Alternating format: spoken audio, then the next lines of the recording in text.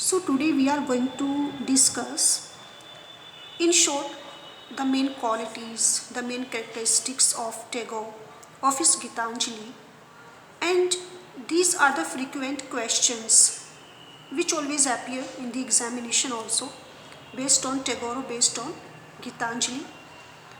Tagore as a lyrical poet or lyricism in the Gitanjali, in the poems of Tagore's lyricism, we always find that there is a lot of variation in the lyrics of Tagore, especially in the lyrics of Gitanjali. His lyrics are devotional, spiritual, or they can be called, they are very, very religious. They are full of patriotism. There is a theme of, in his lyrics, love, nature, humanism. His lyrics are full of melody and they are very remarkable for their subjectivity, for their simplicity, spontaneity, and there is an intensity of emotions in his lyrics. There is a melody, there is a direct appeal that touch the heart of its readers, and they have the power to enlighten the whole world. It can be spoken in brief. The beauty or the melody of his lyrics is marvelous. Tagore's mysticism, very true. He was a true mystic poet, and his mysticism is concerned with religion or spiritualism. We can say that it is religious or spiritual mysticism of Tagore in Gitanjali. He believes that knowing God or knowing nature means knowing yourself. And God, soul, man, nature, they all are related to one another. There is a relation, a very deep relation between God and nature, between nature and soul, and between soul and man. We cannot separate them from one another, and he represents how they all are related to each other or one another. So he has a very profound relation with God. God, because he is a mystic poet, God has been represented as a lover, as a child, as a beloved, as a master. There are so many different representation of God in his Gitanjali, as a friend, as a king, as a father, as a mother. So this is why that we can call him, that he was truly a mystic poet. Tagore's reputation as a mystic poet, Tagore's greatness as a poet, it was his universal appeal of his Gitanjali that makes him a world poet, and he is known throughout the world. So it makes him great. Then diction and versification. His lyrics have no rhythm, no rhyme, no meter, and in his diction we find everyday, simple language. There is a mixture of simplicity and sublimity. There is hardly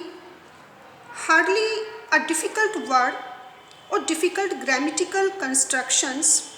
There is no long sentence, no any hard difficult word to be understood. There is no long sentence but very short words, very short sentences, no much more commas or hyphens.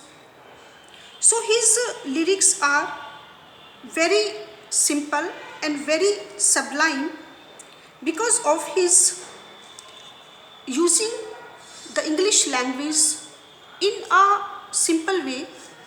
Tagore's images and symbols, Tagore's imagery in Gitanjali, imagery and symbolism. His use of images, symbols, he uses a lot of devices of imagery and symbols. It makes Gitanjali, the more he uses this kind of device, it makes Gitanjali very sublime, very lofty or very high, very graceful, and he blends both. There is a mixture of imagery and symbols, and it is also very important to know that it gives a grace to his Gitanjali. But this device, this use of images and symbols come spontaneously. It comes very easily from his heart. He doesn't work hard for it. It is very natural to him. And these kinds of devices help the readers or help us to understand very well the heart and the mind of Tagore. Tagore's treatment of nature, one of frequent themes of Gitanjali has been nature. To him, nature and God are one.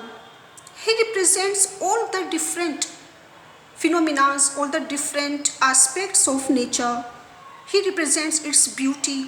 Nature has been very divine to him because it was a source to meet his maker. So his treatment of nature is also very, very beautiful in Gitanjali. Tagore's philosophy, it is based on the relation between man and God, between God and nature or soul, that they all are one. The themes and concepts in Gitanjali, it is also full of variation, because we find a lot of themes, a lot of concept in Gitanjali.